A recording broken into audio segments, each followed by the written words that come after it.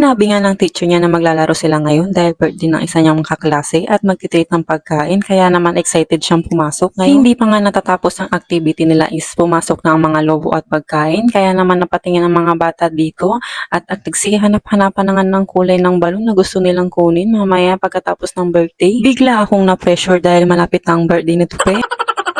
May paganito palang ganap pag birthday ng anak mo at nag-aaral na siya sa school. Naalala ko tuloy ng elementary ako tuwing birthday namin magkakapatid. Sinahandaan kami ng mga magulang namin. Lahat ng classmate namin is may pagkain sila. So ilan ng classmate namin na maabot ng 40 to 50 lahat sila mayroon pati mga teachers. Hindi naman sa pagmamayabang mabait kasi ang mga magulang namin. At ganun talaga nila kami kamahal. So napakaswerte ko pala. So tama na nga ang drama. Baka kung sa pamapunta to maiyak pa ako. Hindi kasi ako masyadong close sa mga magulang ko pero mahal na mahal ko sila. Cherries, pagkatapos ng ayusin ng mga magulang ang mga bata at mga pagkain, isa yan nagsikantahan ng happy birthday Aryan. Ayan pala si Aryan, yung naka-dress, siya yung may birthday. Ayan, napakaganda niya at napakaliksing bata, napaka-jolly. Ayan, pagkatapos nga siyang kantahan is pinulo niya na ang kanyang candle. Enjoy nga ang mga bata, ang kanilang teacher at mga parents, lalong-lalong na ito si Tupi at napapajump pa nga siya sa pagkanta ng happy birthday. Ayan, kung titignan nyo, parang naka-speed pero hindi naman. Inaalalayan nga siya ng kanyang teacher at baka masagi niya itong lamesa at mahulog itong mga cake pagkain. Wala tuloy kaming kakainin. Charit. Kakainin pala ng mga bata. Pagkatapos palang mag-blow ng candle ni Arya na celebrant itong Tupi is umiiyak na dahil gusto din daw niyang i-blow ang candle kaya pinabigyan siya ng kanyang teacher at mga parents.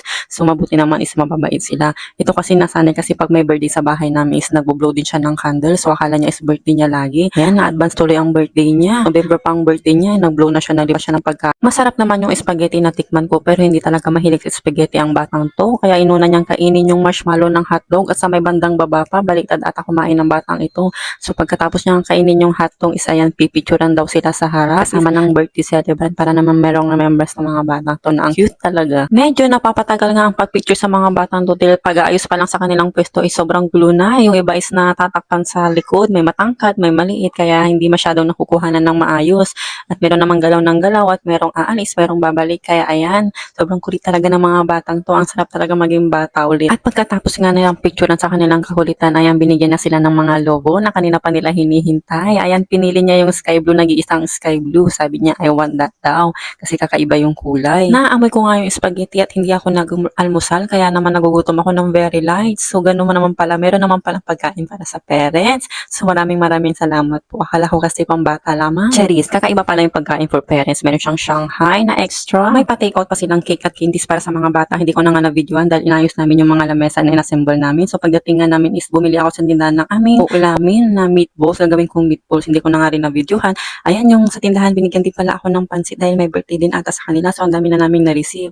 Ayan nga, pagkatapos nga yan is niluto ko na kagad itong ginawa kong for meatballs. Shanghai sana ang gagawin ko dito pero wala akong mahanap na Shanghai wrapper at carrots kaya meatballs na lang ang ginawa ko. Nilagyan ko na lamang siya ng tinadtad na sibuyas, bawang, itlog at kunting harina. Ganito pala yung natutunan ko kapag wala kang scoop. Iulit-ulit mo lang siyang ilagay sa 2 kutsara para bumilog siya at mag-flat para naman maluto kaagad at hindi siya masyadong bulky. Kasi nga nung last time na nagluto ako nito, luto na siya sa labas pero hindi pa pala siya luto sa loob. Kaya ganyan ang tinuro sa akin. Ikot-ikutin mo siya. Dapat manipis lang yung piprito mo para naman maluto lahat hanggang loob. Ganito nga yung kalalabasan niya. So ang magiging shape niya is parang pa-oblong na cut. Ayan, naprito ko siya. Para hindi rin siya magdikit-dikit. Ayan. Sobrang ang sumipsit sa mantika ang meatballs na to. Kaya naman nilagyan ko ng dobleng tissue bago ko ilagay sa plato. Ayan. Ilan na lamang ang nagawa ko is 1/4 na giniling na pork ito. Ayan. Medyo marami naman siya. So kukunti naman kami. So siguro kasya na sa amin ito. Habang nilalagay ko na nga ito sa plato is talagang nagugutom na ako. Amoy na amoy ko na siya dahil nga hindi pa nga ako nakakakain.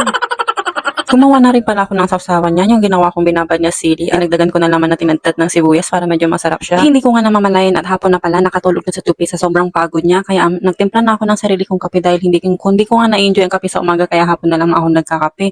Ayan, nagprito na rin ako ng banana Q dahil namimiss ko na nga ito, lagi ko itong niluluto. Habang nagmimerienda nga ako, sinasabay ko na ang pagbo-voice over sa mga mini vlog ko. Gamit itong wireless na ito, sobrang mura lamang at sobrang ganda. Reduce talaga ang noise sa iyong paligid. Kaya sa mga may bet nito, tingnan nyo na lamang sa comment section. At siya nga po pala sa mga hindi pa po nakapalo sa akin at napanood nyo ang video to, sana pakipalo nyo naman ako para magkita-kita tayo sa ulit sa susunod na video. Doon sa Blaya video. Thank you so much.